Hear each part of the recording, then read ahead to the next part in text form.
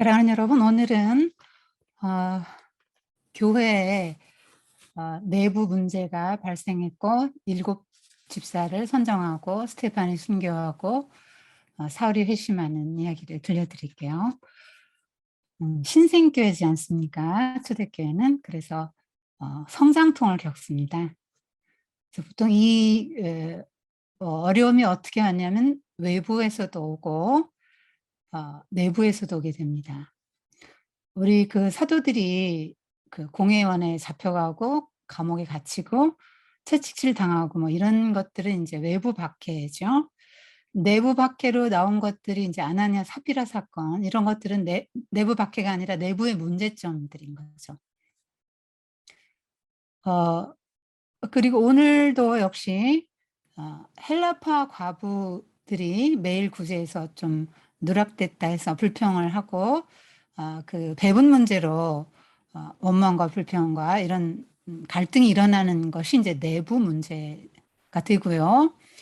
그 다음에 그 6장에서도 후반부는 스테판이 이제 공에 잡혀가서 신문 당하고 순교하고 박해로 인해서 흩어지는 장면입니다. 이게 이제 행정관리 미숙인데요. 초대교회에 사람들이 굉장히 많이 늘어나지 않아요? 제자들의 수가 날마다 늘어났다. 그래서 많이 늘어나다 보니까 사람이 한 사람이 더 오면 한 사람만큼의 문제가 더 생기는 거죠. 그래서 우리가 생각할 때 뭐 초대교회 그러면은 그냥 뭐 유무상통 맨날 모이고 기뻐하고 뭐 이렇게 자비와 사랑, 뭐 나눔, 뭐 기절, 이렇게 좋은 것만 생각하기 쉬운데 그 성령 충만하던 초대 교회도 이런 아나니아 삽비라 사건이라든가 뭐 이런 헬라파 히브리파 과부의 구제 문제라든가 이런 걸로 이제 갈등들이 이제 일어나는 거죠. 그래서 우리가 교회 다니다가 목사님도 마음에 안 들고 성도들도 마음에 안 들고 그래서 이 교회는 이게 문제고 저게는 저게 문제고 그래서 교회 이렇게 옮기는 경우가 있잖아요. 그래서 다른 교회로 옮기면은 그러면 문제가 없는가? 거기도 또 문제 있죠. 왜냐하면 다 문제의 덩어리인 사람들이 모이기 때문에 문제가 있는 거예요. 서로 완벽한 교회가 있다 쳐도 이제 우리가 거기 들어가는 순간 그 교회는 이제 불완전한 교회가 되는 거죠. 그래서 그 교회는 항상 문제가 있다. 사람이 문제가 있기 때문에 사람이 모인 곳이니까 문제가 있죠. 그렇지만 그 문제들이 그리스도 안에서 아름답게 해결이 돼 나가요. 아나니아 삽비라 사건도 이제 하나님이 수습해 주셨잖아요. 예. 그리고 이렇게 뭐 이런 배분 문제로 다툼이 있고 갈등이 생기고 뭐 아나니아 삽 이런 것도 되게 이렇게 좀 어떻게 보면 부정적인 사례잖아요. 그런데 왜 이런 걸 다 기록하냐. 성경은 좋은 이야기만 기록하지 않죠. 진실하다는 걸 말해 주는 거예요. 웬만한 경전 같으면 좋은 이야기만 있습니다. 성경은 나쁜 이야기 다 나오죠. 진실하다 1번, 2번 그런 것들을 수습해 나가시는 하나님의 은혜가 크다. 그걸 말해 주는 거예요. 이 아나니아 삽비라 사건도 전화위복이 되지 않았습니까? 오히려 더 하나님을 경외하고 두려워하는 마음들로 이제 교회가 더 부흥한 결과가 되지 않았습니까? 그래서 교회는 불완전해도 그리스도께서 피로 사신 교회이기 때문에 굉장히 중요합니다. 하나님이 굉장히 사랑하시죠. 그래서 빚어가세요. 그 교회를 축소하면 성도 나 자신이라고 그러지 않았습니까? 하나님이 성경 인물들 보면 여러분이나 저나 성경 인물들 보면 하나님이 쫓아다니면서 그 사람 빚어가시지 않아요? 일생을 두고 빚어가시죠.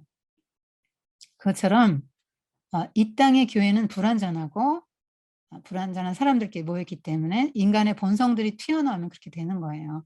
아나니아 삽비라도 이제 명예욕, 물질욕 이런 그 본성, 이기적인 욕망들이 이제 뛰어나오다 보니까 이제 그렇게 된 거고.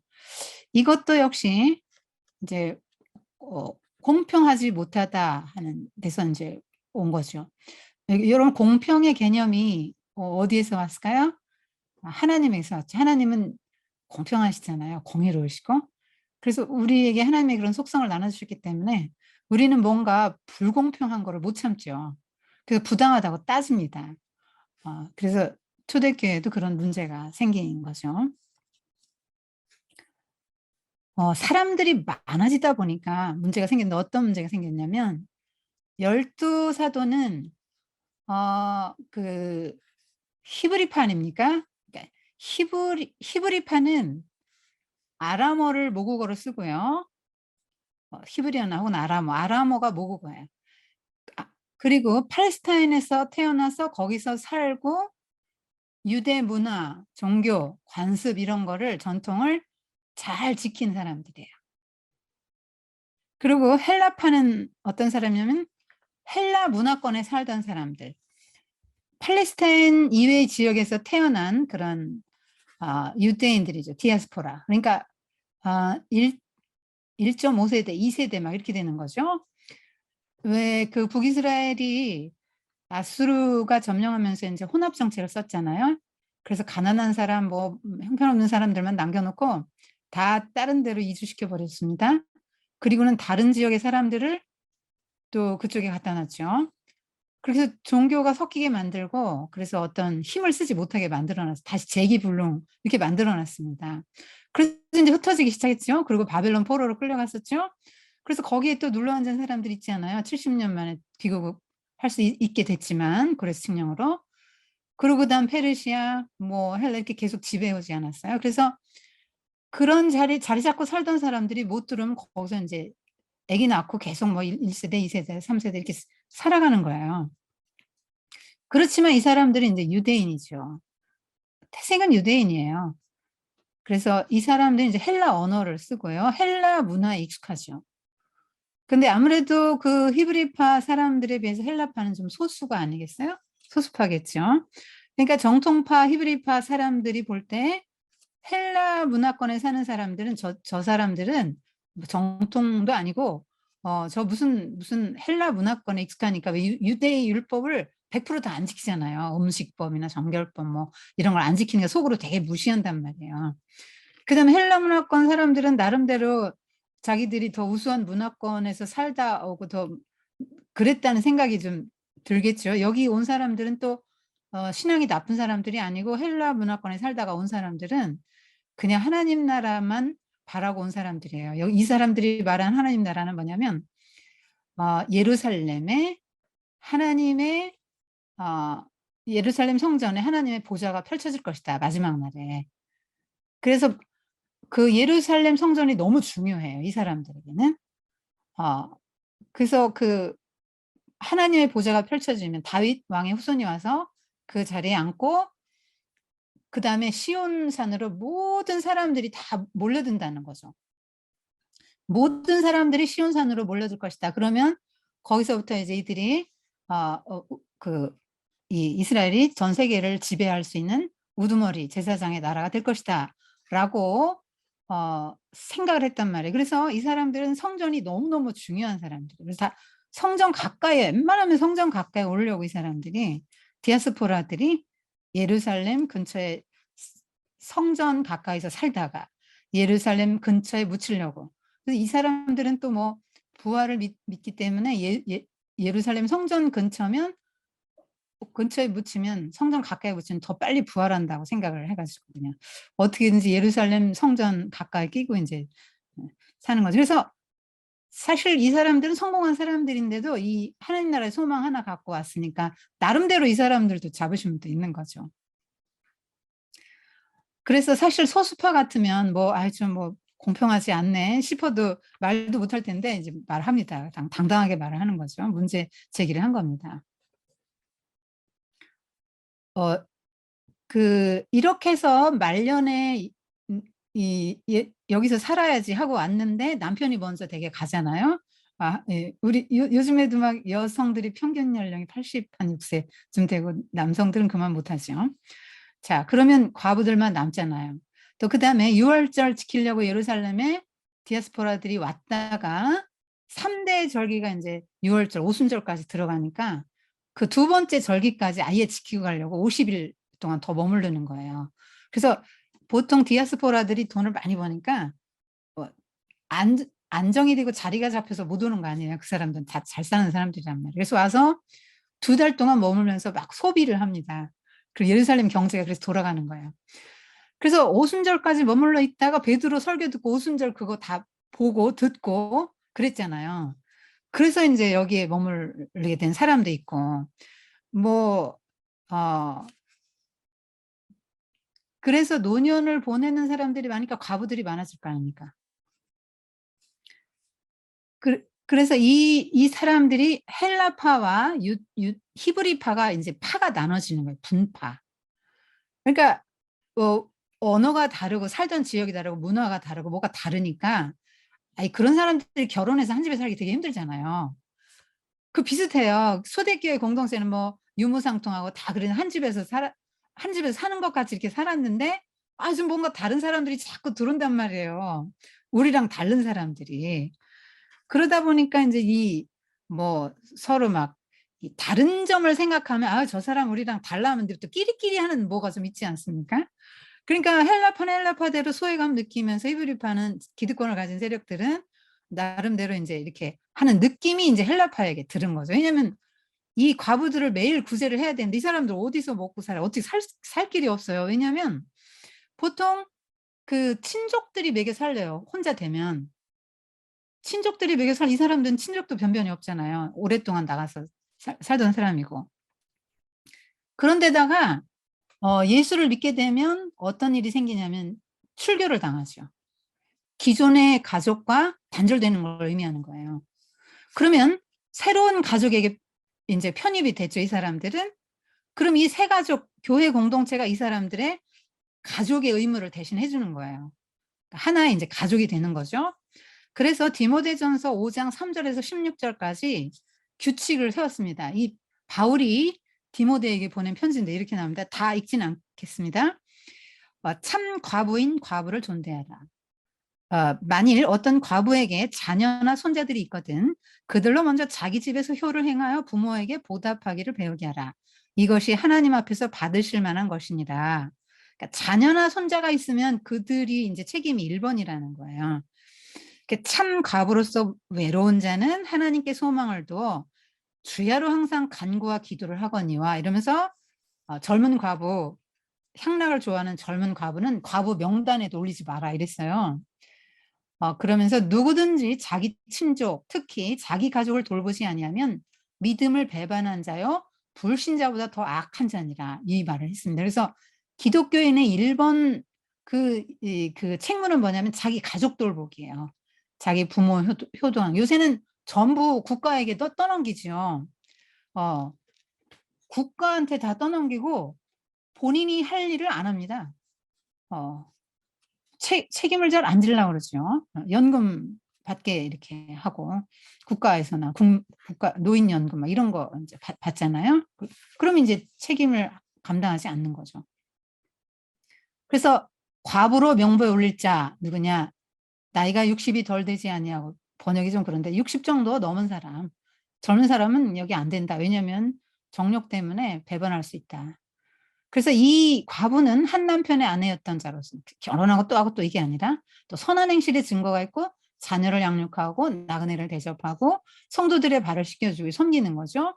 환난 당한 자한테 구제하고 이렇게 선한 일을 한 사람을 인제 참 과부로 인정을 해요. 그래서 만일 믿는 여자에게 과부 친척이 있으면 자기가 도와줘라. 교회가 짐지지 않게 해라. 이는 참 과부를 도와주게 하랍니다. 그러니까 정말로 교회가 도와줘야 할 참 과부를 도와주도록 할 수 있으면 너희들이 어 집에서 친척들이 감당해라. 이렇게 이제 말을 하는 게 나오죠.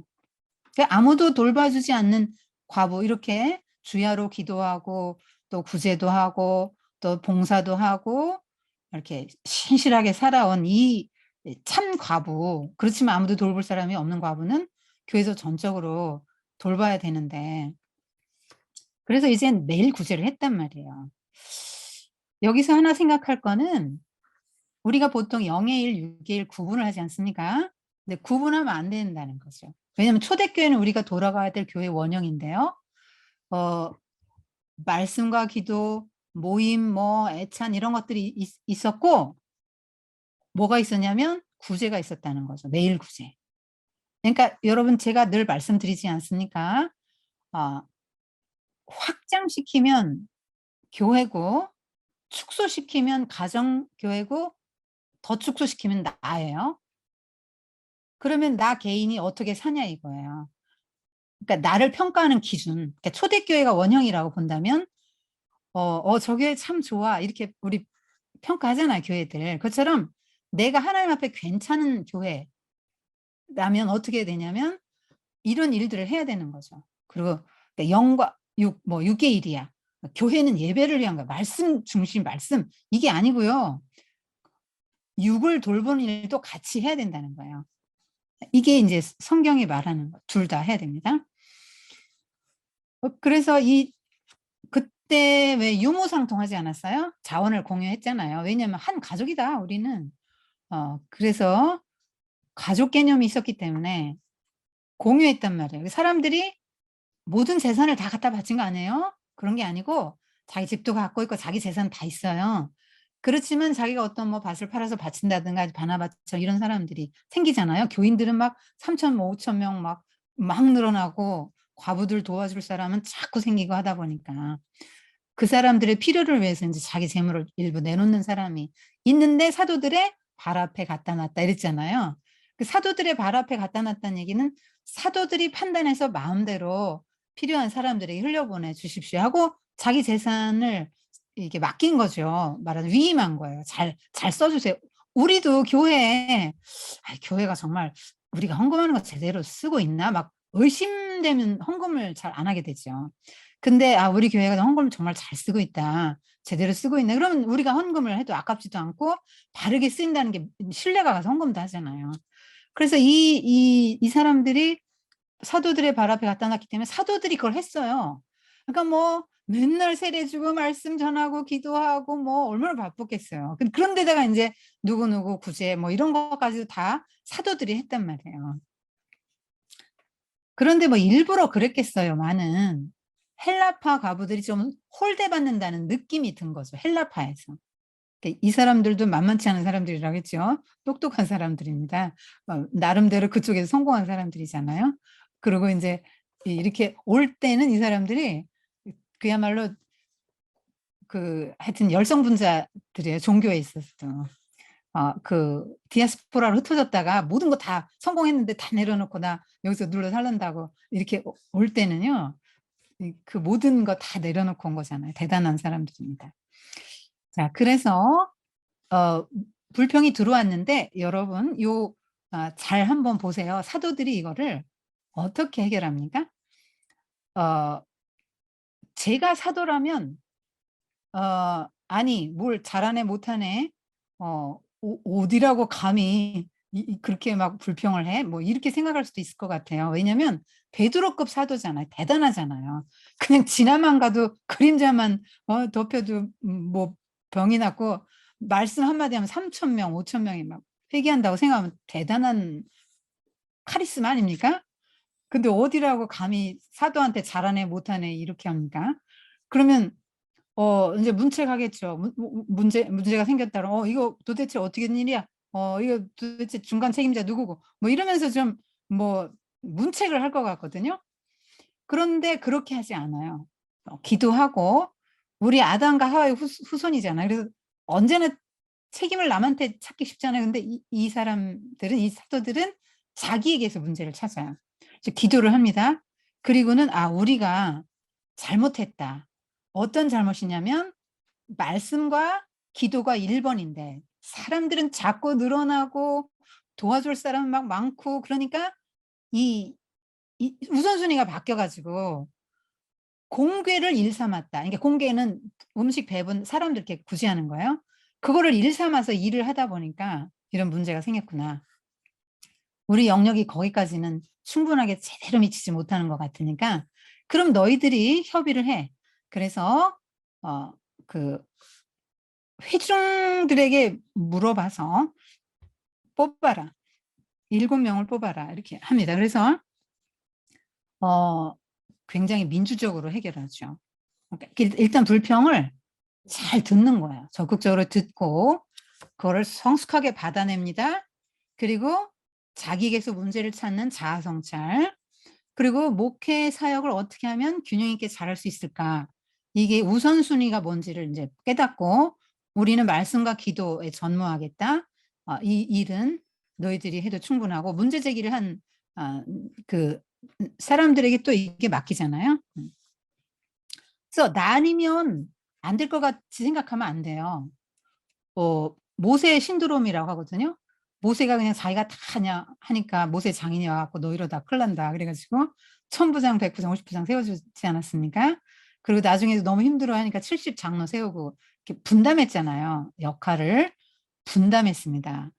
그래서 어 사도들이 또 임명하지 않고요. 사도들이 자기가 권위 의식이 있다면, 그죠? 이 사도들이 보통 사도들이 아니잖아요. 아까도 말씀드렸지만. 그러니까 누구누구누구 이렇게 임명해서 "너 이거 해." 이렇게 할 수 있는데 그렇게 안 했다는 거예요. 그래서 회중들에게 묻고 그들의 의견들을 다 존중해서 나온 7 사람을 안수만 해 줬어요. 음. 그래서 그들을 안수하고 집사로 세웁니다. 근데 여기 원래 이 집사로 나온 게 인제 헬라어로 인제 디아코네인인데요. 디아코네인은 원래 디아콘에서 유래했기 때문에 집사로 인제 번역이 됐고요. 목사 혹은 종으로도 번역이 가능하다고 합니다. 그래서 이 사도행전에 보면 이들이 현재 우리가 하는 집사의 역할을 한 건 아니에요. 보면은 이 사람들이 거의 사도급입니다. 말씀 전하고 표적, 기적, 이사 행하고 이런 거 한번 보면은요. 스데반, 뭐 빌립 이런 사람 보면 거의 사도급이에요. 그래서 문제 해결을 이렇게 잘합니다. 자, 여기서 우리가 한 가지 좀 봅시다. 축소하면 가정교회라고 하고 더 축소하면 나라 그랬죠. 그러면 우리 안에 하나님 나라가 이루어져 가고 성장해 가는 데 있어서 사탄이 방해를 하지요. 사탄의 전략이 나왔어요. 뭡니까? 어 외부 핍박이죠. 그런데 외부에서 핍박하면은 교회가 없어질 것 같은데 없어지나요? 오히려 더 핍박이 오면 더 강해집니다. 더 순전해지고 순결해져요.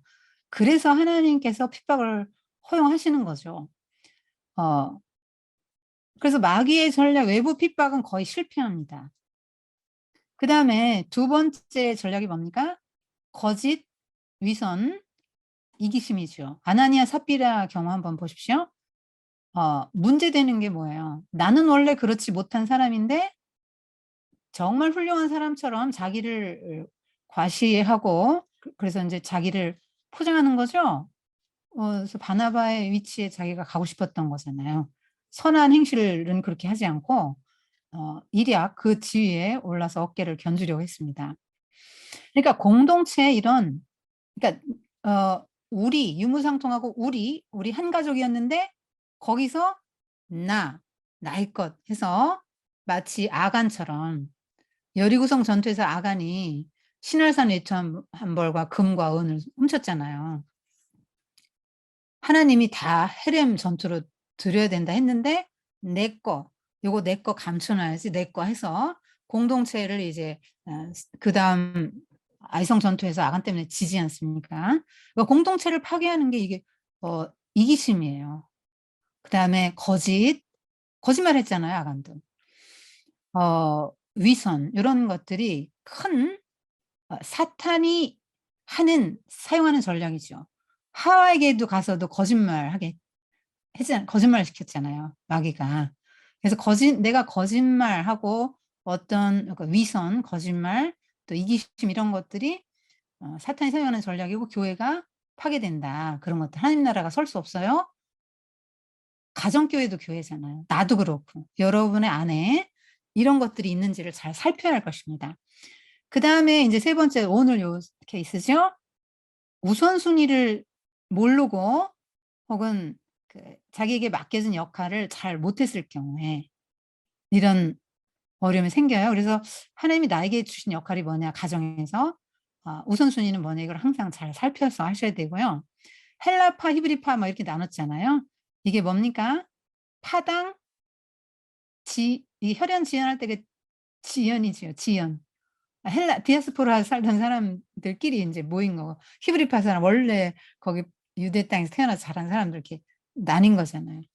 그리고 인제 불평하고 원망하고 이렇게 된 거죠. 이런 것들이 교회를 헌다.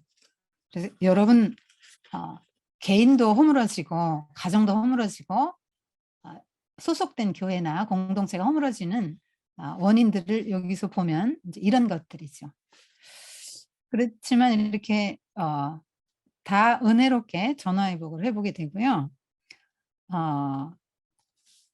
이 중요한 거는 어떻게 하면 해결되는가.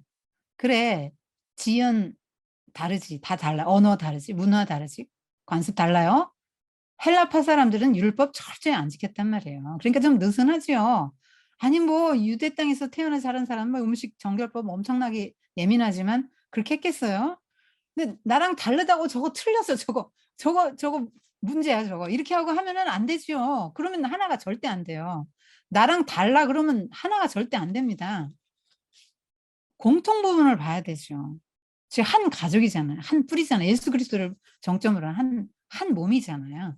그래서 그리스도 안에서 차이는 있지만 하나다. 그리스도 안에서 하나다. 서로 뭐 차이는 있지만 그것이 차별이 돼서는 안 된다는 거죠.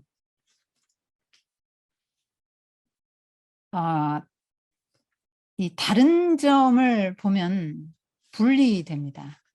함께 될 수 없어요. 그래서 동질감을 갖도록 해야 됩니다. 그래서 어쨌든 이렇게 가정이 하나 되고 가족이 하나 되는 거는 내가 좀 높은 자리에서 이게 남편이든 자녀들을 이렇게 좀 밑으로 보고 저건 이래서 문제고 이건 이래서 문제고 이래서 이렇다 하고 생각하면은 이게 해결이 안 돼요. 절대 해결이 안 됩니다. 그래서 제가 항상 전신거울 얘기를 하잖아요. 좀 형편없는 남편, 형편없는 자식이 뭐예요? 나 전신거울이에요, 나. 너야 하고 보여주고 있는 거예요. 나에게도 그런 면모가 있어요. 그런데 사람들이 자기를 못 보고 상대방만 보기 때문에 이게 해나가 안 되는 거야. 그래서 가정의 문제를 최소화하는 방법 같다라고 보는 데서부터 출발해야 돼요. 전신거울입니다. 성경이 말하는 거예요. 이래서 아마 장로나 집사나 뭐 이렇게 좀 선출하고 이런 것들이 아마 초대교회에서 왔을 겁니다. 근데 7명이 인제 어떤 조건입니까? 성령과 믿음이 충만한 자, 뭐 지혜가 충만한 자, 칭찬 듣는 자입니다. 여러분 여기에 학벌 나옵니까? 재산이 어느 정도여야지 교회 섬기려면 그래 헌금도 좀 특별히 뽑는데 헌금도 좀 많이 하고 교회 재정도 어느 정도 책임져야지. 요새는 그렇게 하죠. 교회 재정을 어느 정도 책임질 수 있는 사람을 뽑습니다. 특별히 장로 정도 되면 그렇게 해요. 심지어 제가 아는 교회는 2천만 원씩 내야 장로 이렇게 직분 주고 그랬어요. 권사는 넌 몇백 내라 이렇게 했습니다. 그때만 해도 제가 비판적 사고를 못했기 때문에 저도 지금 같으면 한 말 때 했을 것 같은데요. 어쨌든 이거 직분 선출할 때요. 돈이나 학벌이 중요하지 않죠. 어떤 것이 중요합니까? 성령, 믿음, 지혜로 충만한 거, 그의 믿음의 행실을 칭찬받는 거죠. 다른 칭찬이 아니라 가부를 구제한다든가 고아를 돌본다든가 남의 발을 씻어주는 거 뭐 이런 거. 그래서 영적인 자질을 구비해야 한다. 이런 것들이 또 사도의 전유물은 아닌 거죠. 평신도도 이제 할 수 있는 것입니다. 어쨌든 이 섬김을 위해서 부름받은 사람이기 때문에 하나님의 일이잖아요. 그래서 인간이 아무리 뭐 지혜롭고 머리 좋고 뭐 이렇다고 해도 인간의 힘으로 감당할 수 있는 길이 아니에요. 그래서 성령에 의지해야 되고 성령이 충만해야 되고 영적인 지혜가 충만해야 됩니다. 믿음이 또 믿음으로 하는 거잖아요. 교회 일은 다 믿음으로 하는 거 아닙니까? 정말 될 수 없는 것 같은데 믿음으로 하는 거죠. 요새는 돈의 힘으로 하고 사람의 힘으로 하는 게 이제 다수가 됐고, 뭐 무슨 일을 합시다 하면은 기도합시다, 기도회 열고 이런 건 좀 드물죠. 일단 위원회 만들고 그렇게 해가지고 예산 뭐 얼마 하고 이렇게 해서 뭐 계획 세워서 하지 않습니까? 그래서 우리가 하나님의 일꾼으로서 이런 자질을 구비해야 되도록 사모해야 되겠죠. 그리고 7명 중에 특별하게 이제 이방인 개종자 니골라도 들어갑니다. 이건 복음이 정말 보편적으로 모든 사람에게 구원이 보편적으로 임한다는 걸 보여주는데요.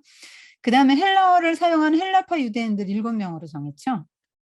그러니까 이게 뭐냐면 문제 제기를 한 사람들이잖아요. 문제 해결의 지혜로운 방법 중에 하나 이거예요. 문제 제기를 하는 사람이 그 일을 한번 해봐 맡기는 거예요. 왜냐하면 너무나 이 사람들은 절실하잖아요. 우리 2등 시민 취급하고 말이야. 우리 이렇게 홀대하냐. 지금 이것이 이렇게 잘못됐다고 왜 잘못됐고 어떻게 잘못됐다는 걸 정확히 아는 사람이 해결해야 되는 거잖아요. 그래서 그 사람한테 맡긴 거죠. 7명.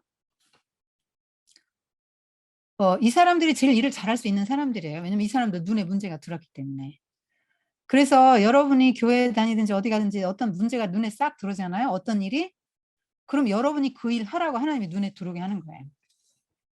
그 일이 눈에 아무나 들어오지 않아요. 그 일이 눈에 들어오면 이 일이 왜 문제고 어떻게 잘 된다는 것이 눈에 들어오면 여러분이 가서 그 일을 하면 돼요. 그 교회의 부족한 점을, 그러니까 아까도 말씀드렸잖아요. 교회는 부족한 사람들이 모이기 때문에, 문제 많은 사람들이 모이기 때문에 계속 문제가 있어. 이 땅의 교회는 주님 나라 임하시기까지는 계속 우린 죽을 때까지 문제를 안고 살아갈 겁니다. 그러면 문제를 최소화하면 어떻게 해야 되냐. 문제가 눈에 들어오면 그 사람이 그 일을 하면 돼요. 그리고 저도 남편이 저보다 일을 더 잘하거든요. 좀 불행한 얘기인데 이 5살 때 엄마를 잃었기 때문에 남편이 엄마가 돌아가셔서 집안 살림을 하면서 컸어요. 어린 것이 불쌍하게 이제 그렇게 컸습니다. 그러다 보니까 집안일을 저보다 더 잘해요. 100배는 잘합니다. 그러니까 저는 막 눈도 나쁘고 막 바쁘고 일이 눈에 안 들어요. 근데 남편은 모든 게 일이에요. 그래서 사정없이 이제 지적을 합니다. 그래서 아니 그게 눈에 들어오는 사람이 하는 게 좋겠다고. 그래서 집안일 다 맡겼습니다. 그렇게 일 해결하시면 돼요, 여러분. 이 헬라파 유대인들 7명을 선출했잖아요. 이게 신의 한 수예요. 왜냐하면 이제 곧 스데반은 죽을 거고 박해로 흩어질 거잖아요. 그 헬라파 유대인들이 주로 흩어집니다. 왜냐하면 이 12사도는 예루살렘에 있었어요. 그때 당시 야고보가 예루살렘 교회 시장이었거든요. 예수님 남동생. 그리고 이 야고보는 극보수자입니다. 그러니까 유대교회 전통을 다 지켜요. 그러면서도 예수님도 믿는 거죠. 그러다 보니까 이제 12사도는 감히 이제 못 건드리고 나머지 사람들을 박해하니까 막 쫙 흩어지는데 다 헬라 문화권으로 흩어지지 않아요? 그럼 헬라어를 해야 될 거 아니에요. 헬라 문화를 또 이해해야 될 거 아니에요. 헬라 문화를 이해를 못하고 저런 사람들이 다 있으면 이렇게 하면 복음이 전해지겠어요. 헬라 말도 안 통하고 그러면 안 되죠. 그때 당시 헬라어 그리스어가 이제 전 만국 공용어였으니까요. 오늘날 영어 같았죠. 그래서 복음이 막 이렇게 퍼져 나갑니다. 사람은 자꾸 구심운동 하려고 그러고 하나님은 자꾸 원심운동 하려고 그런다 그랬죠. 이렇게 연못에 파장이 물결이 이렇게 나타나는 것처럼 자꾸 복음은 바깥으로 나가도록 하나님이 이제 그렇게 역사하시는데 7명 헬라파 선출된 것도 하나님의 섭리가 있었다고 이제 보는 거죠. 하나님의 말씀이 점점 더 왕성하여 더 힘이 많아지고 허다한 제사장의 무리도 이 도에 복종하니라. 이렇게 하나님의 말씀이 점점 더 왕성해졌다는 게 무슨 뜻일까요? 말씀을 전하는 사람들이 많아졌다는 얘기죠. 그리고 그 말씀을 전하면 아멘 하고 받아들이고 나 믿을게요. 이러는 사람들의 숫자가 굉장히 많아졌다는 얘기예요. 그리고 하나님 말씀은 살아있잖아요. 그 하나님의 말씀이 살아있다는 거를 사람들이 이제 다 그걸 이제 알게 되는 거죠. 뭐 표적도 나타나고 기적도 나타나고 그러면서 '정말 하나님은 살아계시다.' 하면서 어 이렇게 되는 거죠. 그래서 전도하는 사람들이 많아지니까 허다한 제사장의 무리도 이 도에 복종하니라. 어 여러분 이게 뭐냐면 흑암의 세력에서 우리를 건지사 그 아들의 나라로 옮기셨으니 이런 말씀이 있잖아요. 그러니까 예수를 믿는다는 건 뭐냐면 흑암의 세력에 있다가 밝은 빛의 세계로 들어가는 거예요. 그러니까 사무엘 같은 경우는 사무엘 시대 엘리 제사장은 하나님의 말씀도 분별 못하던 사람이잖아요. 굉장히 영적으로 둔했던 사람이에요. 비둔했지요. 몸도 비둔했지만 영적으로 비둔하다는 얘기를 그렇게 하는 거거든요. 그런데 사무엘이 태어나면서 말씀의 종이잖아요. 사무엘이 이제 말씀을 순회 전도를 합니다. 이스라엘 경내를 쫙 돌아요. 말하자면 순회 부흥이라는 거예요. 그러면은 흑암에 덮여 있고 정말 말씀에 무지하던 백성들에게 하나님의 살아있는 말씀이 막 선포되는 거죠. 그러면 그들이 인제 깨이는 거예요. 그래서 이 흑암에 쌓여 있던 이스라엘이 빛으로 인제 사무엘이 한 바퀴 싹 돌고 오면 어떻게 됩니까? 빛으로 싹 덮이는 거죠. 하나님의 살아있는 말씀을 전하면 그렇게 되는 거예요. 자, 그래서 누구까지 믿게 되냐면 허다한 제사장의 무리도 이도에 복종하니라 이랬잖아요. 여러분 당시 제사장단의 규모가 18,000명인데 인제 약 10,000명의 레위인과 8,000명의 제사장. 그럼 이 사람들이 1 년에 2 주만 근무하거든요. 반차를 따라서 돌아가면서 로테이션으로 2 주만 직무를 수행하는데요. 나머지는 자기 사는 곳에서 뭐 "나병 환자 너 나병 걸렸어. 너 치유됐다. 넌 부정하다." 뭐 이런 그다음에 율법도 가르치고 그 지역 법원에서 일하는 율법도 가르치고 말씀 가르치고 뭐 이런 일을 하지 않겠어요? 그런데 이 제사장들은 뭐 하는 사람들이냐면 옛 언약을 따르는 사람들이잖아요. 짐승을 잡아서 제사 드리는 사람이잖아요. 근데 예수님을 믿는다는 건 뭐예요? 이제 제사 안 드리는 거잖아요. 히브리서 9 장에 이렇게 11절 이하에 이렇게 나옵니다. 어 염소와 송아지의 피, 그러니까 뭐 염소와 황소의 피와 및 암송아지의 죄를 부정한 자에게 뿌려 그 육체를 정결하게 해서 거룩하게 한다면 그럼 하물며 영원하신 성령으로 말미암아 흠없는 자기를 하나님께 드린 그리스도의 피가 어찌 너의 양심을 죽은 행실에서 깨끗하게 하고 살아계신 하나님 섬기지 못하겠느냐. 이제 죄사함을 예수를 믿는 걸로 죄사함을 받는 시대가 됐단 말이에요. 인젠 염소 뭐 황소 이런 거 안 잡아 드려도 된다고요, 양 같은 거. 하나님이 예수님께서 자기의 피를 영원한 속죄 제물로 단번에 드리셨잖아요. 히브리서가 말하는 게 그거 아닙니까? 그러면 제사장들이 이거 믿으면 어떻게 되는 거야? 허다한 제사장의 무리가 돌아왔는데 제사장들이 이거 믿으면 성전의 그 어떤 중심 체제가 인제 와해되는 거잖아요. 성전이 필요가 없어요, 제사를 인제 안 드리면. 제사장들이 예수 믿어 버리니까. 그렇게 되니까 당국자들이 얼마나 굉장히 두렵기도 하고 분노도 일어나고 반발하겠죠. 어쨌거나 복음은 기존의 시스템들을 와해시키는 시스템이에요. 세포도주입니다. 그렇기 때문에 기득권 세력은 싫어하게 돼 있거든요. 그래서 이게 하나님이 역사하시는 것들이 인제 이렇게 나타나요. 인제 또 스데반 순교 해 드릴게요.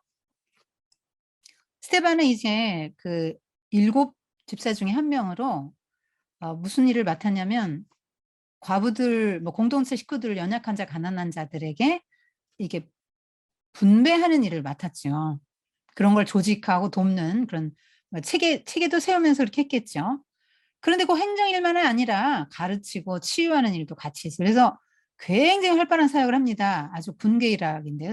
스테반은 7명 중에 탁월한 사람이죠. 큰 기사와 표적을 일으켰다. 이거 사도급이에요. 평신도인데 이 스테반의 설교 한번 보십시오. 굉장히 길게 하고 구약을 아주 정통합니다. 구약에. 평신도가 이렇게 하는 거예요. 여러분 여기서 평신도라고 할 때는 집사인데 왜 평신도지? 그게 아니고 평신도라고 할 때는 목회자, 사도가 아닌 사람을 말하는 거예요. 그러니까 권사, 장로, 집사도 다 평신도예요. 이 평신도, 저도 평신도죠. 신학을 하지 않은 평신도예요. 저는 전도사나 목사가 아닙니다. 근데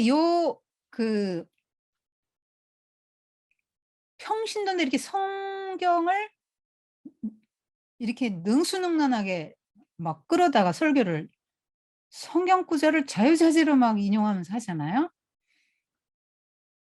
제가 화정보 목사님 설교를 들으면서 평신도도 이렇게 할 수 있구나 하는 걸 알았어요.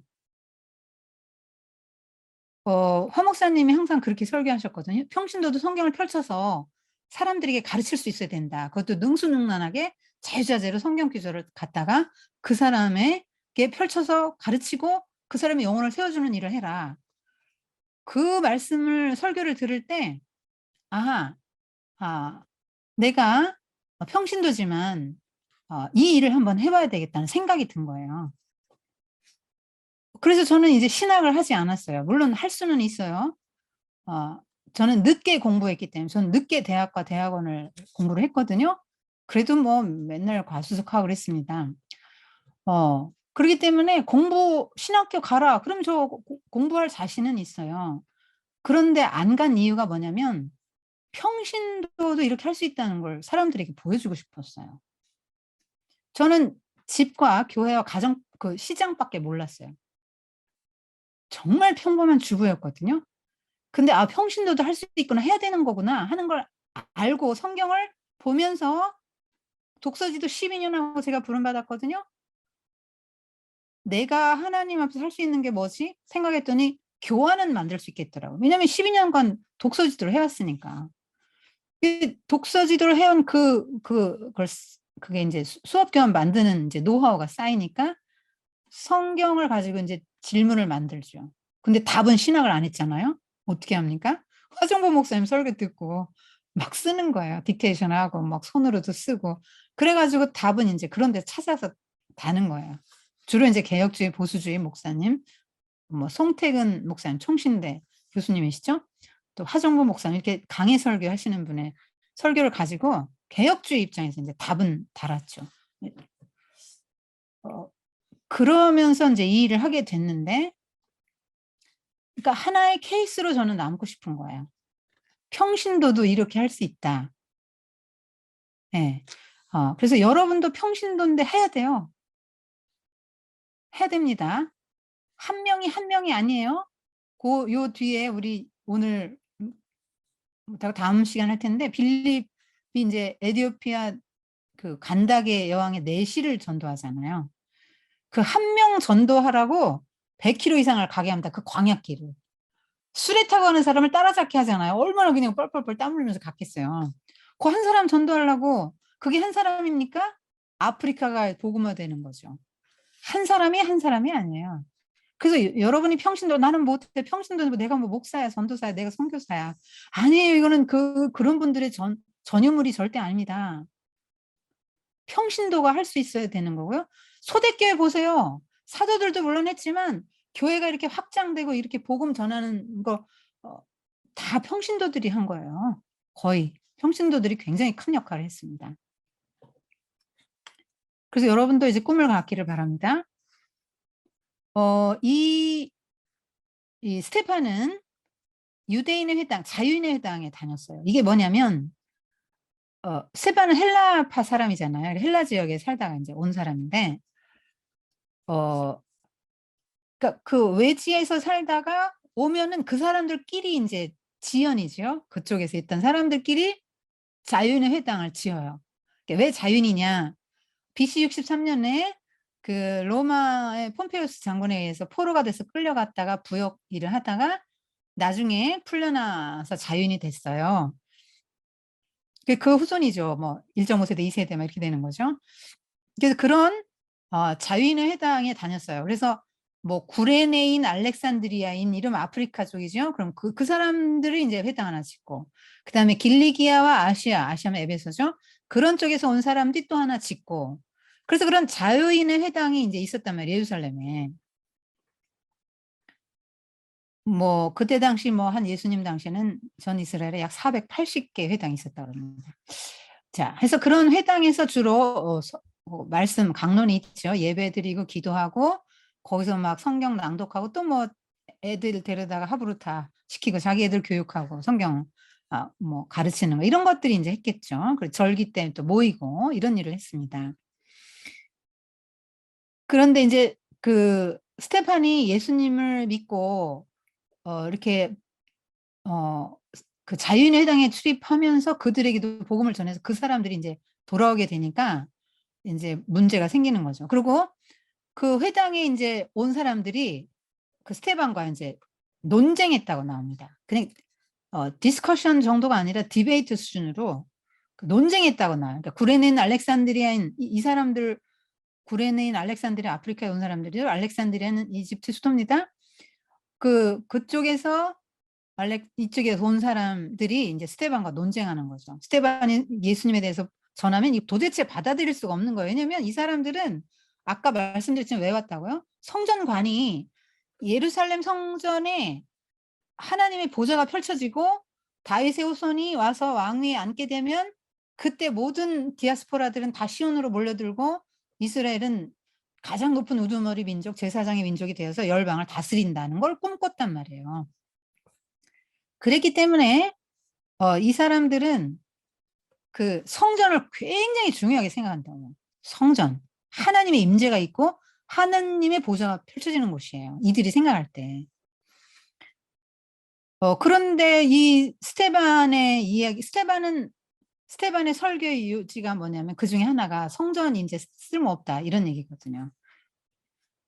그런데 성전 무용론이에요. 그러니까 이 디아스포라 입장에서는 당연한 거예요. 왜냐하면 여러분 하나님이 예루살렘 성전에만 딱 계십니까? 그래서 사람들이 성지순례 왜 합니까? 성전에 계신 예수님을 만나러. 여러분 그럼 디아스포라 흩어져 있는 사람들 거기는 하나님이 안 계십니까? 그럼 성전 짓기 전에 하나님 어디 계셨습니까? 자, 그러니까 이 디아스포라적인 관점으로는 하나님은 그 예루살렘 성전에만 계신 게 아니에요. 그리고 이제 예수님이 그 성전이 되셨잖아요, 지금은. 그러니까 예수 안에서 모든 율법이 다 이루어졌단 말이에요. 율법이 마침이 되셨다 그랬잖아요. 그래서 이 디아스포라적인 관점으로 보는 이 성전관, 스테판의 성전관, 또 예수를 믿는 이 스테판의 성전관과 또 이들의 성전관이 너무 다른 거죠. 그러니까 이렇게 와가지고 예루살렘이 중심이야. 여기에 하나님의 보좌가 펼쳐질 거야. 그러니까 이 땅에 임할 하나님의 나라에 하나님의 어떤 중심 거점이 이 예루살렘 성전이다라고 봤기 때문에 너무너무 성전을 중요해서 그 성전 근처에 회당 짓고 막 여기서 나의 뼈를 묻으리라. 그리고 이제 온 사람들이기 때문에 이 사람들이 중요하게 생각하기 성전, 율법, 그 토라죠. 그다음에 예루살렘 성전을 중심으로 하는 성지, 또 민족 정체성 이런 것들이거든요. 그래서 여기서 조금만 벗어난 얘기를 하면 곧바로 공격받아요. 그러니까 스테반도 계속 너는 모세율법을 침해하고 있고 성전을 거스르는 말을 하고 있고 하나님 모독한 신성 모독에 대한 이런 비난을 계속 받게 됩니다. 이게 말하자면 세계관의 충돌이죠. 그러니까 예수님에 대해서 선포하는 게 그들의 세계관에 혼란을 준 거죠. 그래서 도대체 받아들일 수가 없는 거예요. 근데 스테반은 성령과 믿음과 지혜가 충만한 사람이라고 그랬잖아요. 그러니까 어떻게 하나님을 당하겠어요. 그 사람들이 맨날 논쟁에서 지는 거예요. 그 너무 기분이 나쁘고 이게 불안하잖아요. 그래서 이 거짓 증인을 내세워서 거짓 고소를 해요. 사내들인 공회에. 어떻게 하냐면 그러니까 스테반이 하나님에 대한 예배는 성전에서만 이루어지는 게 아니다 하고 예수님에게서 이제 예수님이 완전한 그 예수님 안에서 완전히 성취되었다 뭐 이렇게 하니까 저 사람이 성전, 율법, 모세 궁극적으로 하나님을 공격한다. 그렇게 해서 왜곡해서 거짓 주장을 이제 날조해서 고발한 거죠. 그러니까 이런 식으로 스테반이 성전과 율법에 반대하는 말을 했다.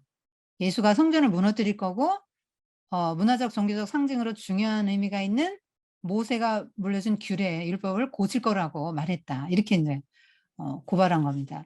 사내들인 다수당이 사두개인이잖아요. 사두개인은 모세오경만 받아들이잖아요. 그러니까 모세를 거슬려서 말하는 것은 뭐 사두개인들 사내들인 공연 지도부가 볼 때는 엄청난 죄인 거예요. 근데 사실 뭐 모세 대적한 적 한 번도 없어요. 스테반은. 이거 다 거짓 증거죠. 예수님하고 똑같이 거짓 그 죄목이 똑같습니다. 비슷하죠. 그래서 거짓 증인을 일단 내세워 가지고 정식으로 이제 공회가 열려요. 거짓 증인을 내서서 한번 말해봐. 도대체 무슨 일로 고발했느냐? 하니까 거짓 증인이 여차저차 저차저 이렇게 들었다 하고 거짓말을 했거든요. 그러니까 이제 보통 왜 이렇게 하고 나서 그 사람의 얼굴을 보면 이게 거짓말인지 진짜인지 알잖아요. 그러니까 모든 사람들이 주목해서 보았다고 나와요. 주목해서 스테반을 보았습니다. 그랬더니 스테반의 얼굴이 천사와 같았다 이렇게 나와요. 여러분 지금 거짓 증인들과 이 리버디노 회당의 사람들 스테반을 죽이려고 막 하는 사람들 공회원들의 이 표정이 어떨까요? 정말 도끼 눈을 뜨고 막 정말 맹수 같을 거 아니에요. 막 얼마나 흥분해 있겠어요. 그런데 그와 너무나 대조적인 평온한 모습에 죽음을 앞두고 이제 곧 죽는 거 알거든요. 스테반도 바보 아니잖아요. 성령 충만한 사람인데 이제 난 죽는다 마지막이다는 거 알고 있어요. 그런데 너무나 대조적인 그 천사의 얼굴을 하고 있는 거죠. 이게 어떻게 천사의 얼굴이 될 수 있나? 천사 얼굴 봤어요? 어떻게 하면 천사 같을까요? 천사의 얼굴은 어떤 얼굴이냐면 우리가 죽으면 천사처럼 될 거라고 예수님이 그러셨죠. 천사가 되는 게 아니고 우린 여전히 피조물이고 하나님의 형상을 받은 사람이에요. 천사처럼 영광스럽게 된다는 거예요. 남녀 성의 구별이 없고 천사처럼 영광스러운 존재가 된다.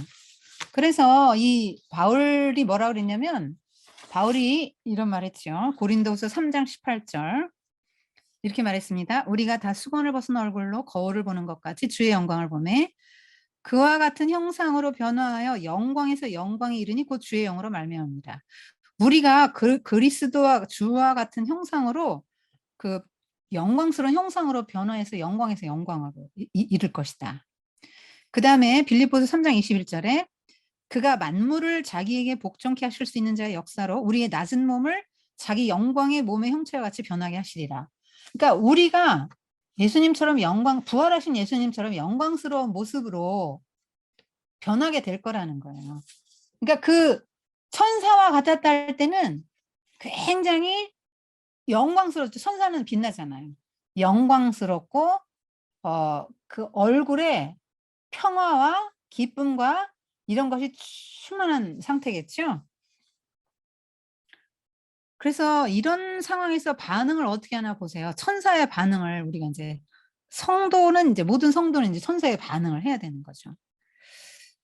우리가 언제 예수를 믿어서 이렇게 돌 맞아 죽겠습니까? 그런 상황은 오지 않겠지만 가정에서도 예수 믿는다는 이유로 핍박받거나 어려움 당할 때 또 주변에서 내가 예수 믿는다는 이유로 어려움을 당할 때에 우리가 천사의 반응을 보일 수 있으면 그러니까 속으로는 막 이 죽일 놈들 하면서 겉으로 천사의 반응이 아니라 진짜 내면에서부터 우러나오는 그 진정으로 그런 반응을 보이는 게 이제 성도고 성도의 영광인 것이죠. 그게 영광인 거예요. 근데 영광은 언제 드러나냐면 세상에서 잘 될 때 드러나는 게 아니고 이렇게 극한 고난의 상황에서 하나님의 하나님으로부터 오는 그것을 보여줄 때 영광스러운 거죠. 고난은 영광과 함께 항상 같이 가요. 영광만 따로 있지 않습니다. 그래서 우리는 정말 이 스테반이 죽을 때 보여주었던 이 표정, 우리 이제 죽으면 영광스러워집니다. 그리고 다시 또 우리가 육을 입을 때 이렇게 영광스러운 몸으로 살아가는 거죠. 이 혐의가 뭐냐면 성전을 모독하는, 성전을 모세 율법을 침해하고 성전을 거스르고 그게 이제 하나님 모독한다 이렇게 보는 거죠. 그러면 스테반은 천사의 표정을 하는 거죠. 천사같이 천사의 얼굴을 하고 여러분 부형들이여, 그럼 부형들이 이렇게 말합니다. 그리고 이제 설교를 긴 설교를 하는데요. 진짜 평신도 설교, 어떻게 평신도가 이렇게 설교할 수 있나 놀랍습니다. 이 사람이 어떤 식으로 이걸 반응을 하고 풀어가냐면 이야기를 해요. 이야기. 바이블 스토리텔링을 하는 겁니다. 그래서 영광의 하나님부터 시작해서 아브라함을 선택하시고 해서 요셉 이야기하고 모세 이야기하고 예수님까지 이렇게 쭉 이야기를 하죠. 그리고 이제 그러니까 왜 아브라함 얘기를 하는가? 그 하나님이 이스라엘과 맺은 언약은 모세에게 율법 주기 전에, 솔로몬 성전 건축되기 전에 이미 시작됐다는 거예요. 그 언약은 아브라함 때부터. 그래서 갈대아에서 불러가지고 언약을 했는데 그때 언약의 증표로 할례를 받으라 그랬잖아요. 그러니까 할례는 언약할 때 그 400년 동안 뭐 우리 후손이 뭐 고난 받고 이런 거 그 창세기 15장에 보면 나오잖아요. 그러니까 할례 받고 또 하나님과 언약을 세울 때 그 장면은 이런 거예요. 할례를 받을 때는 내가 이 음경의 표피 끝을 잘라내는 것처럼 내가 신앙을 지키지 못하고 불순종할 경우에는 하나님이 나와 내 자손을 잘라 끊어버릴 것이다. 순종하겠습니다. 이 말이 들어간다. 하나님의 백성인 표를 내 몸에 지니고 살면서 다 순종할게 이 말이거든요. 그 다음에 그 아브라함과 언약 맺을 때 어떻게 했어요? 뭐 3년 된 암소 뭐 이런 거 뭐 이렇게 쭉 늘어놓으라 그랬잖아요. 쪼개가지고. 그래서 양쪽은 쪼개놨습니다. 왜요? 그때 이제 고대 조약이 그런 거예요. 둘이 같이 갑과 을이 같이 가는 거예요. 지나가면서 내가 이 언약을 이 계약을 파기할 때는 내가 이 짐승짝이 날 거다. 하는 거를 이제 함의하고 있는 거거든요. 그렇기 때문에 그 아브라함과 하나님이 언약을 맺으셨고 언약의 증표로 할례를 행하게 했는데 그래서 하나님이 언제 어긴 적이 있냐 이거예요. 하나님은 다 지켰는데 하나님이 신실하게 지켰는데 아브라함의 후손인 여러분의 조상들은 못 지켰다는 거죠. 그러면서 또 이제 요셉 이야기를 하는데요. 요셉 이야기는 왜 하냐면 요셉이 어디에 묻혔습니까? 세겜 땅에 묻혔잖아요. 그러면 유대인들이 적대시하는 세겜 땅, 사마리아의 수도에 조상의 지금 유해가 있지 않습니까? 그러니까 그것도 이제 그걸 얘기하고 그다음에 요셉 이야기는 또 왜 나오냐면 아브라함, 이삭, 야곱까지는 잘 순종해서 왔잖아요. 근데 요셉 때부터는 요셉의 형제들이 대적하고 이제 대적하는 게 요셉이 누구냐면 예수의 표라는 거예요. 예표라는 거예요. 스테반 말은. 그러니까 요셉을 대적한 형들처럼 이스라엘의 조상들과 사내들인 공연 너희들은 지금 박해하고 있는 것이다. 배척하고 있는 것이다. 요셉을 박해한 것처럼 예수를 박해하고 예수 믿는 우리를 박해하는 게 같은 라인상에 있다. 이렇게 말하는 거예요. 그러면서 모세 이야기는 왜 하냐? 여러분, 모세는 어디서 하나님 만났죠? 호렙산에서 불타는 떨기나무 가운데서 만났죠?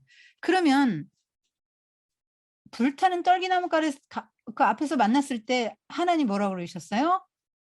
내 발에서 신을 벗어라. 거룩한 곳이다. 이렇게 말했잖아요. 내가 선 땅 거룩한 땅이다. 왜 거룩합니까? 하나님이 나타나서 하나님이 계시하니까 거룩하죠. 모세 혼자 서 있으면 하나도 안 거룩해요. 근데 하나님이 나타나신 곳이 다 성전이에요. 거룩한 곳이란 말이에요.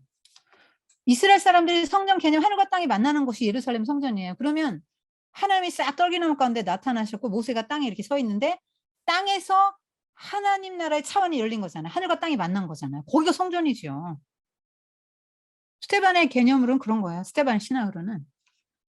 그럼 아브라함은요? 아브람도 계시받는 그 장소가 하나님의 성소잖아요. 성소. 거기가 성소예요. 아니 성전 짓기 전엔 그러니까 하나님 어디 계셨냐고요. 그러니까 이스라엘 백성들이 막 성전에만 하나님이 계시다. 성전이 중심이고 여기 하나님 보좌가 펼쳐질 거. 그래서 성전 자체를 우상 숭배를 했다는 거죠. 그것이 잘못됐다고 말하는 거예요. 그러니까 성전의 개념을 지금 바꿔주는 거죠. 모세가 선 거룩했던 그 땅은 성전인 거죠. 그래서 이렇게 이야기를 멋있게 스토리텔링이죠. 하면서 설교를 구약을 쫙 깨서 여기서 어떤 패턴들을 끌어내는 거죠. 어떤 패턴입니까?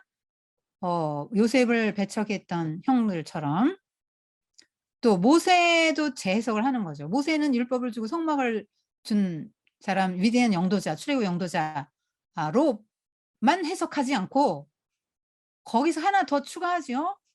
그렇게 위대한 영도자고 하나님의 계시를 전해준 사람인데 그 사람들에게 조상들이 어떻게 했냐 이거예요. 얼마나 대적했습니까?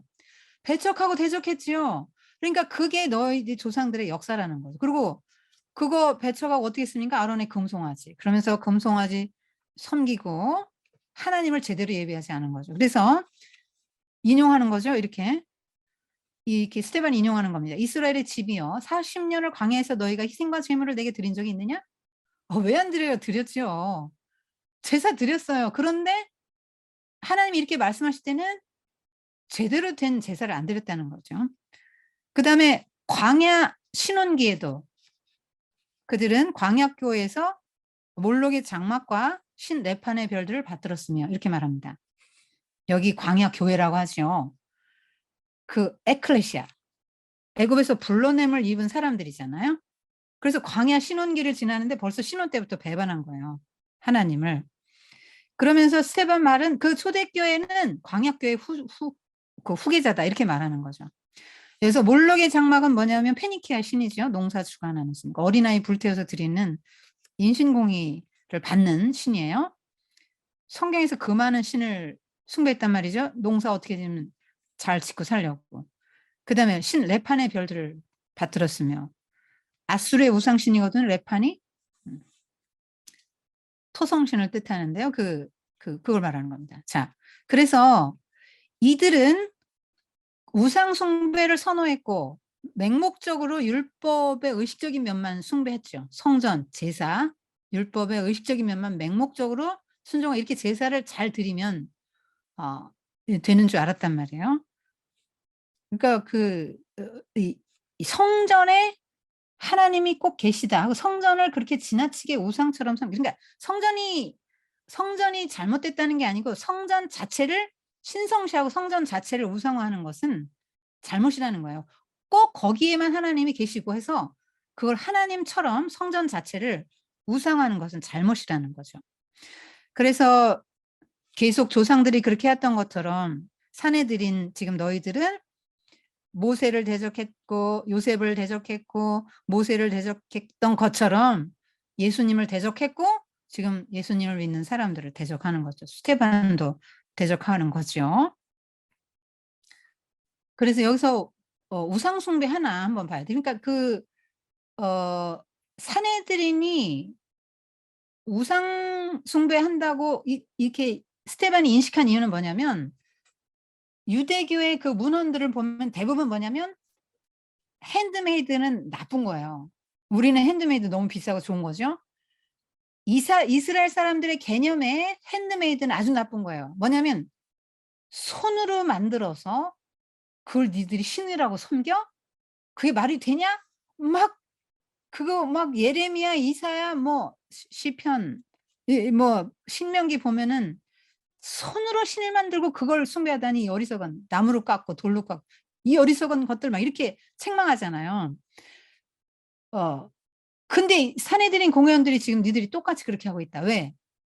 꼭 그 율법과 의식과 성전 이거를 꼭 그 우상처럼 손으로 만든 성전을 그 우상처럼 섬기니까 똑같다 이 말이에요. 여러분 여기서 우상 숭배 하나 생각하고 넘어갑시다. 그러니까 왜 우리가 하나님이나 성전을 우상으로 대할 수 있는가? 하나님 자신도 우상으로 대할 수 있거든요. 자, 우상이 뭡니까? 인간의 종교심을 만족시키는 거예요. 진짜 없는 거예요. 없는 거예요. 우상이 무슨 신이 아닙니다. 그가 무슨 응답을 한 게 아니에요. 근데 사람이 만들어요. 자, 왜 만듭니까? 종교심을 만족시키려고. 뭔가 죄를 지면 찝찝하죠? 그 뭔가 재물을 갖다 좀 빌어야 돼. 그 다음에 잘 되고 싶잖아요? 그래서 예물을 갖다 바치고 인풋이 있으니까 아웃풋. 달라. 이렇게 말하는 건데, 하나님은, 재물을 들고 와서 하나님께 제사를 드릴 때, 하나님은 뭘 보시죠? 마음을 보시잖아요. 그 사람 인격이 얼마나 변했고 삶이 변했나. 정말 네가 하나님의 자녀나 이걸 보잖아요. 껍데기로 아무리 뭐 황소 드려도 안 받으신단 말이에요. 하나님은 그의 마음을 보신단 말이에요. 그런데 이 우상은 마음을 안 봐요. 마음을 안 보고 내가 어떻든지 간에 갔다가 인풋이 있으면 아웃풋이 나온다. 그리고 말을 안 해요. 잘못이 있어도 말 안 하고 너 이거 고쳐. 하나님처럼 잔소리를 안 합니다. 그러니까 우상을 만드는 거예요. 그렇게 해놓고 어떻게 합니까? 인풋하는 거죠. 여러분 헌금 갖다 바치고 봉사합니다. 헌금하고 봉사할 때 무슨 생각을 갖고 합니까? 아, 내가 이렇게 헌금을 많이 하고 봉사를 많이 하니까 하나님이 나 복을 주실 거야. 내 자녀가 잘 될 거야. 잘 풀릴 거야. 남편도 잘 될 거야. 이런 무의식 중에 다 이런 생각 하지 않아요? 내가 이렇게 봉사하는데 하나님 내게 복 주실 거야. 내 자녀가 잘 풀릴 거야. 이렇게 생각하죠. 그것이 샤머니즘이에요.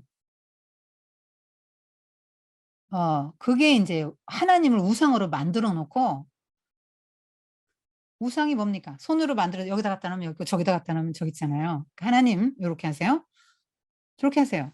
그러니까 기도는 하여 주시옵소서 하지만 종결어미가 주시옵소서예요. 그렇지만 딱 뭡니까? 이거 해. 이거잖아요. 내가 지금 재물 갖다 바치니까 해. 이거 아니에요. 하나님한테 그렇게 하는 거잖아요. 그렇기 때문에 하나님을 우상으로 섬긴다. 이런 일이 우리에게 오늘날도 가능한 거죠. 여러분 2000년 그러니까 스테판이 지금 구약 1500년 역사 쫙 읊었잖아요. 아브라함 때부터 BC 2190년 사람인데 아브라함 2000년 역사를 쫙 훑었네요.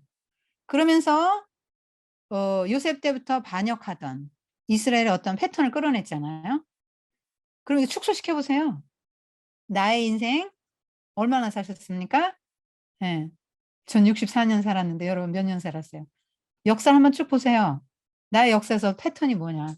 찾아내야 돼요. 얼마나 하나님을 반역했던 사람인지를 봐야 되고 또 2000년 지금 인류 역사 예수님 스테반 이후에 2000년 인류 역사 동안 인류 역사는 어떻게 또 예수님에 대해서 정말 순종하는 그런 흐름이었는가 대적하는 흐름이었는가 한번 봐야 되겠죠.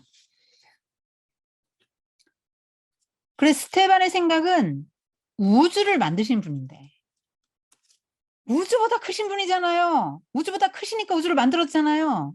근데 우주도 그분을 둘 수가 없다는 게 하늘이 보좌하고 땅이 그분의 발판이고 우주도 담을 수 없는데 지극히 높으신 분이 어떻게 그 성소에 갇혀 계시냐 이 말이에요. 하나님의 뜻은 뭐예요? 살아계신 성전 예수님이 와서 백성들을 구원하는 거죠. 그래서 예수를 믿어야 되는데 하나님이 성전에 계시지 않는다 이렇게 말하니까 이 사람들이 더 이상 견디지를 못합니다. 그리고 마지막 말이 뭡니까? 목이 곧고 마음과 귀에 할례를 받지 못한 사람들아 너희도 너희 조상과 같이 항상 성령을 거스르는도다 하면서 성전을 모독한 죄로 고발됐는데 참 성전이 누구다? 예수가 그 구약의 성전을 대체하는 참 성전이다라는 얘기를 이제 하면서 너희들은 그 거역해온 조상들과 같은 라인상에 서서 예수를 대적한 반역자들이다. 이렇게 말하는 거죠. 그때 스테반이 보라 하늘이 열리고 그 인자가 그러니까 주님이 하나님의 보좌의 우편에 서 계신 것을 보노라 이렇게 말했어요. 그러니까 사람들이 막 귀를 막고 막 한 소리를 지르면서 막 스테반을 잡아 쓰러뜨리고 성 밖으로 끌고 가가지고 돌로 쳐 죽입니다. 죽을 때까지 돌을 던지는 거야 막. 그래서 우박처럼 돌을 맞아가면서 스테반은 기뻐하면서 죽었다고 나오잖아요. 자, 굉장히 중요한 장면이에요. 이제 요거만 하고 마칠 건데 이게 오늘 강의 하이라이트입니다. 이 스테반의 설교를 들으면서 무슨 생각이 드냐면 '야 요즘에는 이렇게 회개를 촉구하고 니들이 죄인이야.' 하는 이런 질풍 같은 설교를 어디 가서 들을 수 있을까? 그런 생각이 들어요. 이런 설교하면 그다음 주일엔 텅텅 비겠죠. 그래서 사람들이 여러분들이 요구하니까 사랑과 평안을 얻기 위해서 교회를 오는데 "쪼지 마세요." 이렇게 하니까 목사님들이 순해지는 거예요. 그 솜사탕 같이 그런 유순하고 세련되고 달콤한 부드러운 설교를 하시게 되니까 야성을 잃어가는 거죠. 그다음 또 하나 중요한 거 이렇게 되면요. 교회도 망하고 세상도 망하는 거예요. 세상이 언제 구원을 받겠어요. "그거 죄입니다."라고 말해야 되잖아요. 근데 "그거 죄입니다. 여러분 죄인입니다." 이렇게 말하는 강단에서 이런 말이 안 나오는데 언제 회개합니까? 언제 하나님 나라가 어 이루어지겠습니까? 언제 이 구원을 받겠습니까? 이 사람들이? 어디 가서? 그다음에 중요한 거 성도가 뭐냐는 거예요. 성도가. 성도가 있을 자리가 뭐냐는 거예요. 성도가 뭐냐. 고난을 어떻게 이기냐. 우박처럼 돌덩어리가 날라오는 이 고난. 물론 현실 세계에서 우리는 이런 일이 없겠지만 나름대로 고난이 있지 않습니까? 자 그럼 그 고난을 어떻게 이길 겁니까? 이 스테반이 보여줘요. 자 지금 나는 땅에 있죠? 나는 땅에 있는데 하늘이 열렸어요. 하늘이 열려서 나는 뭘 봅니까? 하나님 나라를 보죠. 그러니까 우리는 믿음의 눈으로 하나님 나라를 보잖아요, 땅에 살지만. 이게 성도예요. 그러니까 그 순교자가 뭐야? 증인이잖아요, 증인. 증거를 제시하는 사람이에요. 순교자가 증인인데요. 왜 증인이라고 하는가? 왜 증인이란 말이 사도행전에 30번 나오는데요. 왜 믿음을 위해 죽는 사람을 순교자라고 할까요? "나 믿음을 지키기 위해서 죽을 각오돼 있습니다." 할 때는 이거는 진리입니다. "난 이 진리를 위해서 내 목숨 을 바쳐도 아깝지 않다. 이거는 내 생명보다 더 가치가 있는 거다. 이 진리는." 이렇게 말하는 거잖아요. 그 예수님을 증언하다가 진리인 예수님을 증언하다가 죽는 거예요. 그러니까 순교자거든요. 근데 여기서 하늘과 땅이 겹쳐진 지점 아까 제가 말씀드렸잖아요. 모세가 떨기나무 가운데서 하나님의 음성을 듣고 하나님을 만날 때 하늘과 땅이 겹친 거죠. 스테판이 죽어갈 때 순교당할 때 하늘 문이 열렸습니다. 그래서 인자가 주의 우편에 서신 것을 봅니다. 그 세상의 법정이 사내들인 공회원들의 세상의 법정이 열려서 여기서 재판을 받고 있고 너는 유죄. 선고했지요? 그런데 하늘 법정에서는요. 예수님이 일어서 계시죠. 왜요? 변호해 주려고. "너 무죄. 스테반 너 무죄야." 그러면서 영광의 보좌를 보여주시면서 "너 곧 이 영광에 동참하게 될 거다." 그러니까 뭐 돌이 뭐 우박같이 날라와도 견디는 거예요. 아니 내가 쪼끔 있으면 그 영광의 세계로 들어가는데 빨리 죽어야지 뭐 더 빨리 죽어야 돼. 빨리 거기 들어가야 되잖아요. 그러니까 막 해피한 거죠. 기뻐하면서 죽었다고 나오잖아요. 그러니까 고난 중에도 기뻐하고 이걸 잘 이길 수 있는 능력이 어디서 나옵니까? 우리가 돌 맞아 죽을 일은 없다니까요.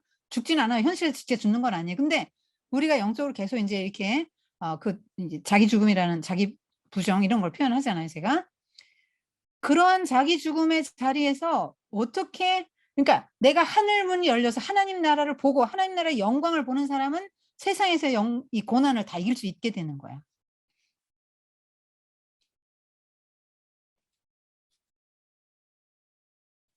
여러분 여러분이 고난이라고 생각되는 게 뭐예요? 자녀가 발달 장애를 겪고 있다거나 남편이 또 어떤 문제를 일으킨다거나 뭐 경제적인 문제라든가 저 영혼의 문제 뭐 다. 여러분 어떤 문제를 갖고 계십니까? 시댁이 문제입니까? 질병이 문제입니까? 가정에? 자녀를 먼저 보냈습니까? 자, 뭐가 문제입니까? 여러분에게. 그걸 어떻게 하면 해결할 수 있겠습니까? 여러분이 막 돈이 많아지면 걱정 근심이 없어질까요? 여러분이 어떻게 하면 그게 없어지겠습니까? 그런 문제가 해결되겠습니까? 하나님의 나라밖에는 답이 없어요.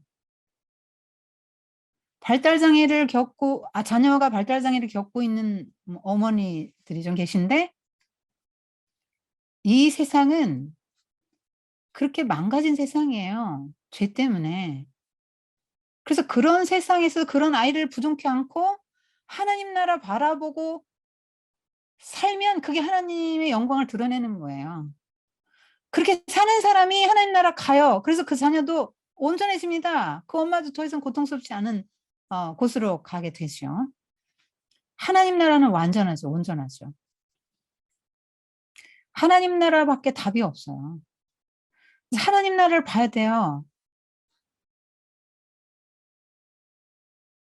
거기서 예수님께서 우리를 지지해주고 변호해주고 격려해주고 계시잖아요. 서 계시잖아요. 영광의 이 나라에 오면 그땐 괜찮다. 지금 너 고난 받는데 그 고난이 이 하나님의 나라에서 영광과 연결되는 것이다. 그렇게 말씀하시는 거죠. 고난 하나도 안 받는 사람 하나님 나라에 영광이 없어요. 들어갈 수 있나를 잘 모르겠네요. 예수의 이름으로 고난 한 번도 안 받은 사람. 내가 예수를 믿기 때문에 이거 다 고난이죠. 막 따지고 싶은데 못 따지고 말 함부로 하고 싶은 것도 못하고 다 참아야 되고 다 받아내야 되고 누가 뭐래도 웃어야 되고 다 용서해야 되고 이런 게 얼마나 이게 다 고난 아닙니까? 또 봉사하러 가고 이런 거 다 고난이죠. 다 고난이죠. 그런데 영광이란 말이에요. 이 고난은 장차받을 영광과 좋게 비교할 수 없다. 세상에서 고난 요만큼 받았는데 하나님 나라 이만한 영광을 주시는 분이니까. 그래서 이 땅에서 여러분이 겪는 다양한 고통들, 또 주님을 믿느라고 안 겪어도 될 고난을 사서 겪는 여러분들,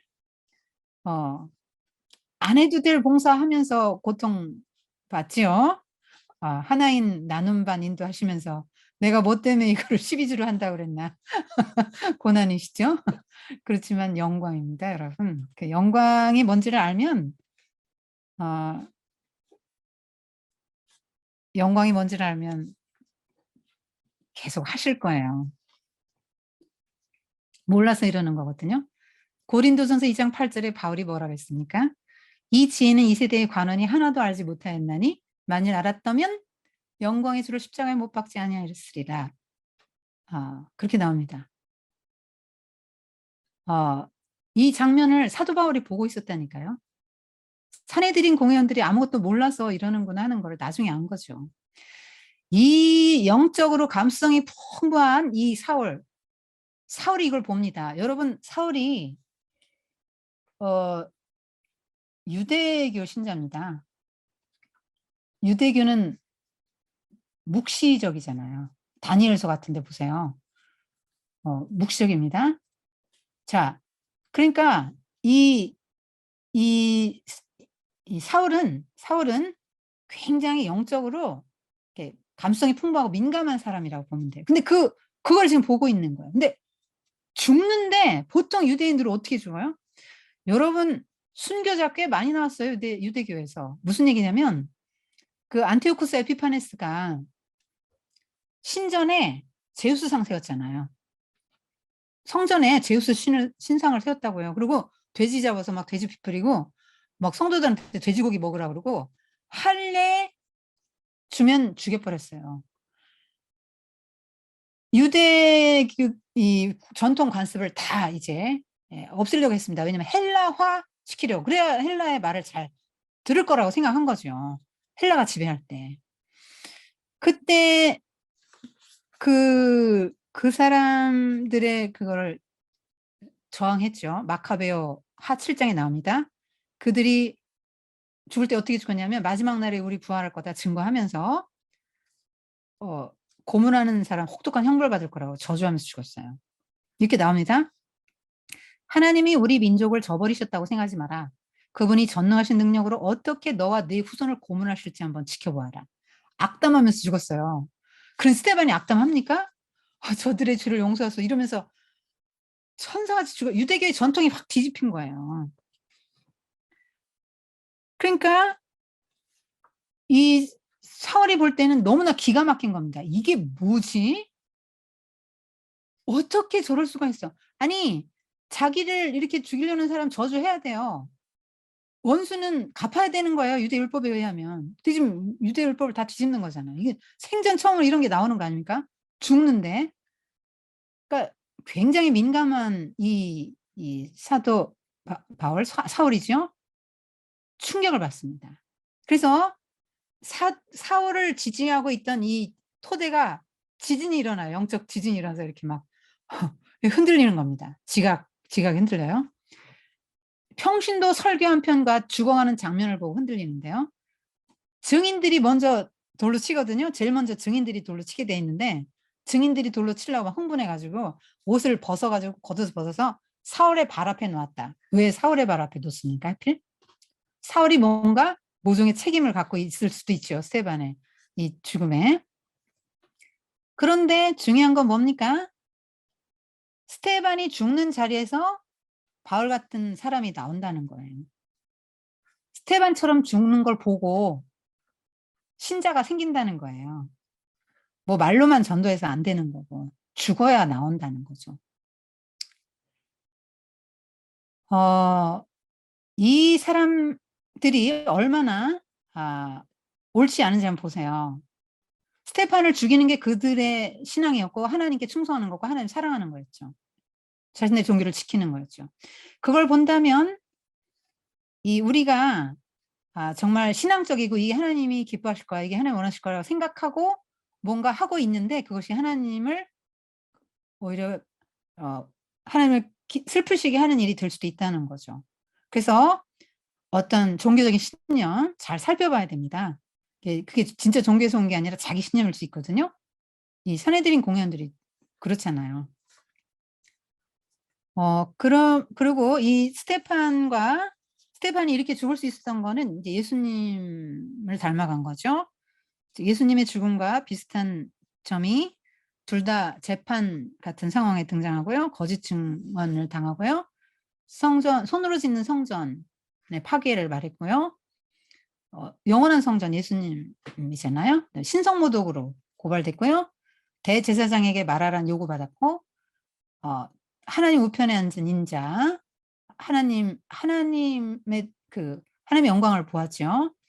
그다음에 죽을 때 자신들의 영을 하나님께 의탁하죠. 그다음에 예수님의 사역이 죽음으로 끝나지 않고 제자들을 통해서 계승된 것처럼 스데반의 사역은 사울을 통해서 계승됩니다. 그래서 사울은 단번에 이게 되지는 않죠. 단번에 되지는 않는데 흔들리기 시작하면서 이게 뭐지? 하면서 어떻게 저렇게 죽을 수가 있어? 하면서 흔들리기 시작한 것이 이제 다메섹 도상으로 이어지는 거예요. 오히려 자기가 흔들리기 때문에 이걸 더 굳세게 붙잡으려고 기를 쓰고 그냥 도망간 사람들 다 잡아 죽여야지 이렇게 하면서 다메섹으로 갔었을 수도 있습니다. 스테반은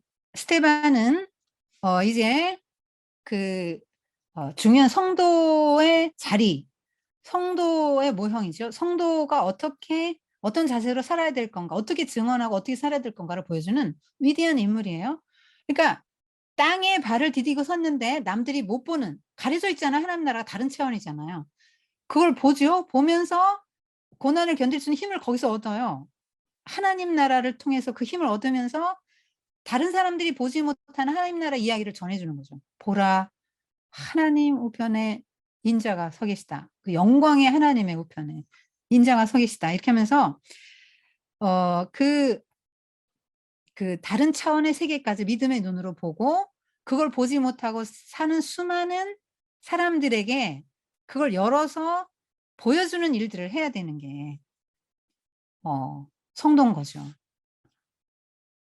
여기가 성전이죠. 하늘과 땅이 만나는 곳. 스테반의 안에 내면에 성전이 이루어진 거죠. 땅에 있는데 하나님 나라가 임재했잖아요. 거기에 천상의 법정이 내려왔단 말이에요. 보고 있단 말이에요, 다. 그래서 이 스테반은 정말 열방이 복이 될 거다 한 아브라함에게 하신 언약이 스테반을 매개로 이루어지죠. 스테반 때문에 바울이 나왔기 때문에. 그래서 이 하나님의 소원을 이루는 제물이 기쁘게 제물로 자기 삶을 드린 사람입니다. 자, 오늘 여기까지 하겠습니다. 이제는 성전 중심, 성전이 필요 없다. 이제는 예수님이 성전이 되셨고요. 그 다음에 율법과 유대인의 역할이 필요 없어진 거죠. 이제 이방인에게로 갑니다. 유대인들에게 맡긴 역할들을 잘 못했잖아요. 그래서 촛대가 이방인들에게로 가요. 이방인들이 그 역할을 감당하도록 이제 되어지는 겁니다. 자, 오늘 여기까지 하겠습니다. 이거는 지금 다시 녹화하는 거라서 바로 다음에 이어져서 다른 위대한 회심, 4월의 회심이 이제 강의 이어집니다.